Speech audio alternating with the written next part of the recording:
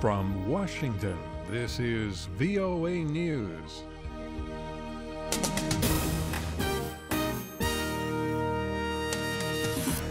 I'm Dave DeForest reporting. U.S. Defense Secretary Ash Carter has called on Turkey to stay focused on the fight against the Islamic State group and not to engage with U.S.-allied Kurdish forces in the region. We've called on both sides to not fight with one another, to continue to focus the fight on ISIL. That's the basis of our cooperation with both of them. The Turkish military and its Syrian rebel allies are in the sixth day of a campaign designed to drive IS militants and Kurdish YPG members out of the Syrian border town of Jarablus and its surrounding areas. The U.S. says Kurdish forces have given assurance that they will return east of the Euphrates River. The U.S. State Department is continuing to warn U.S. citizens of an increased threat from terrorist groups in Turkey. In a travel advisory issued Monday, the State Department said it urges Americans to avoid traveling to the southeastern part of the country, especially to areas close to the Syrian border.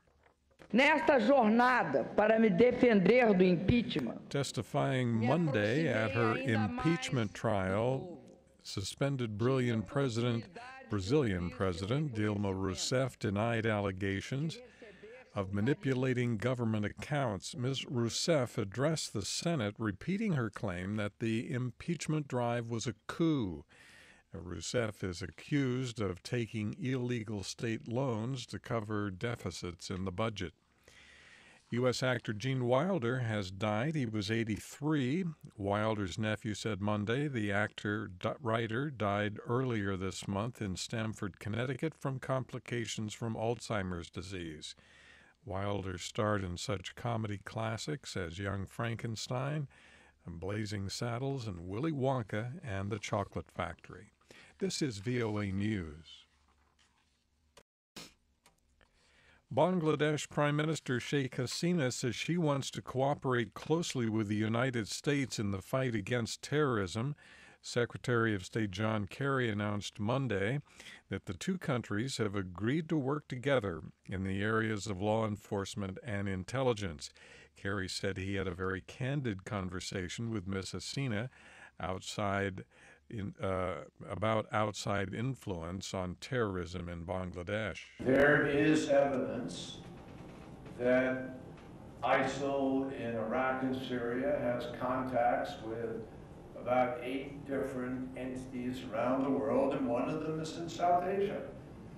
And they are connected to some degree with some of the operatives here. Sheikh Hasina's government has been accused by analysts of not recognizing the foreign source of terrorism in the country and insisting that attacks are homegrown. The U.S. and India have signed a key logistics agreement that will enable U.S. and Indian forces to use each other's bases for repair and replenishment of supplies. U.S. Defense Secretary Ash Carter told reporters Monday at the Pentagon that he and Indian Defense Minister Manohar Parrikar formally signed the Logistics Exchange Memorandum of Agreement earlier in the day. Parrikar also spoke to reporters. And both of us are satisfied at progress we are making in our defense ties. As was noted, this is our 6th meeting in about a year. This reflects our shared intent to take India-U.S. defense partnership forward. Manohar Parrikar. Authorities say a suicide attack in the Yemeni city of Aden has killed at least 45 people and wounded dozens. Officials say a suicide bomber drove his car Monday into a building used by pro-government troops.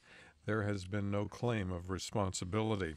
Iraqi officials say 5 suicide bombers attacked a wedding party, killing at least 15 people. The French news agency says 20 people were wounded in the attack Sunday in the town of Ain al-Tamr. Officials say there was no immediate claim of responsibility. The U.S. Federal Bureau of Investigation has found evidence that 2 U.S. state election databases were breached recently by people believed to be foreign hackers. The law enforcement agency is urging state election officials to enhance their computer security systems. FARC rebel commanders have ordered a final ceasefire in Colombia beginning Monday as part of a peace agreement with the government. FARC and the government have been negotiating a permanent accord for the past 4 years in Havana, Cuba. The agreement was reached last week to end 52 years of fighting between the Marxist rebel group and various Colombian governments. In Washington, I'm Dave DeForest. That's the latest world news from VOA.